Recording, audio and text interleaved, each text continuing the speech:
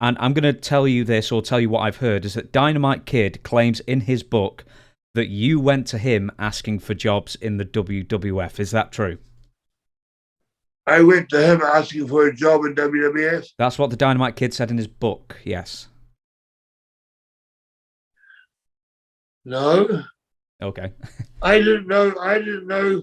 See, when Vince fired him over a situation with Raymond Russo, Mm-hmm. and they fired the Bulldogs, they were looking for another British group, and New Zealand is under the Queen, God save her, Mm-hmm. and that's how I got the phone call. As soon as they were fired, within 2 weeks, I got a phone call from Pat Patterson, which we'll get into later, and that Tommy, you he wrote 2 weeks. We nicknamed him because the first time I saw him, because when I was in Calgary, all the heels were 300 pounds, 280, 270 to 350, the heels, and that. You know what I mean? We were the smallest heels in the territory.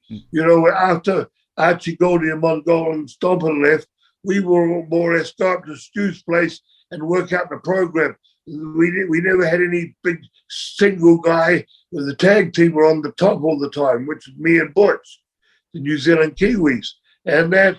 So we were working there. Now we had a month, 6 weeks off in '79, and we came back. And we had 6 weeks in between a Japanese tour and starting in Oregon, and at the start of '79, and I called Stu up to see if we could come in, and we came in, and the dressing room butchered me a monsters. Brett had just started working. You know what I mean? About 6 months or a year before. And that he was about 205 pounds. And that fucking Marty with a crooked eye from England. Jones. Marty Jones, he was the top guy, heel there. And Dynamite Kid now was a baby face. You know what I mean? Yeah. And I never seen a guy. I looked at them in the dressing room and they're all British guys. It was a British invasion. We were monsters. So I walked out the arena and the fucking arena was jam packed. The last match is Marty Jones against Dynamite Kid. Then I saw that match and I said, no wonder the match. It's the first time I see guys, apart from Jimmy Snuka, coming off the top of a cage onto a guy right over the other side of the ring.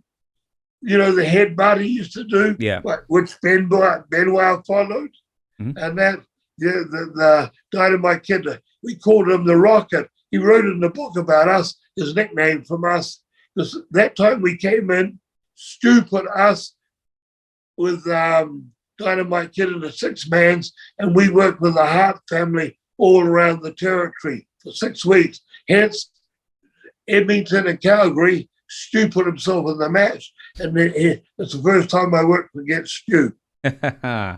Was That he? was my meeting. That was my meeting with Dynamite Kid, and we were on the road. John Foley, one of the old shooters from Wigan, he was there as a manager, and boy, Tommy, Davey was a year later coming in there.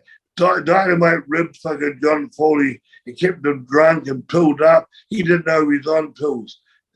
Dynamite fucking ribbed him 24/7.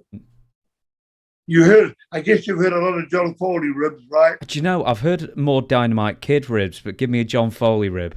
No. John Foley, Dynamite ribs on John Foley. Oh, That's what I meant. no, not many. No, give me one. Okay, then John Foley used, he was put over as $1 million, a wealthy manager with millions and millions of that. He would be in the bar at 9 or 10 in the morning, drinking, and then go to the show and that. And by the time he drank after the show, go back to his room, the Coke machine in the hallway would be in front of his hotel room door. And you know how big they are, Yeah. right? Dynamite would get someone else to help him to put it there. Or Dynamite had got in the room and taken the mattress off the bed and put it in the bathtub and filled the bath up with water. And then if he went to sleep in the car, he'd drop a halcyon in his drink, the sleeping pool, shave his eyebrows off, and use blue dye. You know, the one a lot of older women use a bluish dye. Yeah, the blue dye rinse. his fucking hair. Jesus. Because you'd be passed out long trips from Regina back to Calgary was 550 miles. You know, that was a 10-hour trip. The 9-hour trip. They used to pull up John Foley and dye his hair on that trip, you know, while he's out. Do all of that. Dynamite didn't stop.